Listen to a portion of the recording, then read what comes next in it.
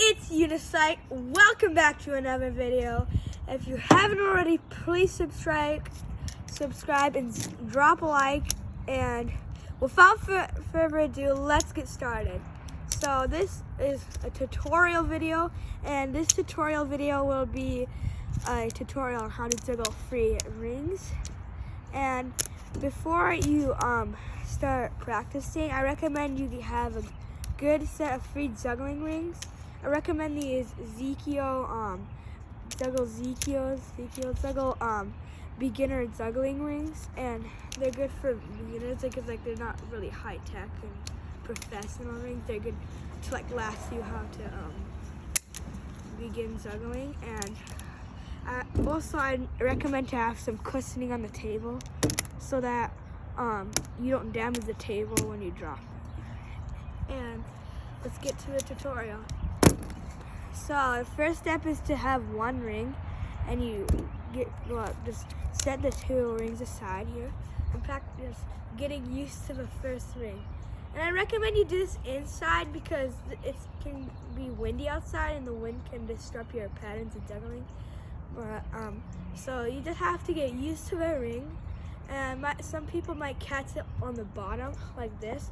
That's not good because if you catch it on the bottom, it takes a lot of time to flip the ring back over and toss it back up. And when you're doing free rings, you're probably gonna drop pretty soon. So I recommend just practice catching it under, and you wait till the bottom goes passes, and then you catch the top like this. And second step is to get two rings. So it's basically the same thing as the free ball cascade. If you haven't checked that tutorial out on my channel, I did a tutorial on that, how to juggle free balls. And I recommend you learn how to juggle free balls before you get to any of this high-tech juggling stuff.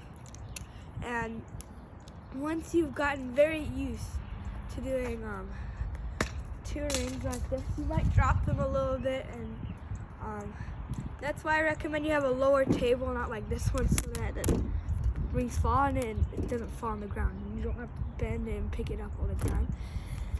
And after you've practiced with two rings a lot, you can move on to three. And first I recommend practicing with two and putting one or two fingers between the rings, so that it's easier to toss one, not two at the same time, and that'll mess up your juggle if you do that. So put one or two fingers in between, and you practice throwing one up and catching it with the other hand. This is good practice because this is really important to practice this before you move on to free ball or free rings. So once you've practiced a ridiculous amount of time, it's time to move on to free rings. And now we basically apply all the rules we learned early in the video. So we toss the first ring up, and then we basically just juggle. We throw right and left and right and left. And that basically wraps it up for today's video. Thanks for watching, and practice a lot. Don't forget to quit because this actually takes a lot of motivation. Bye.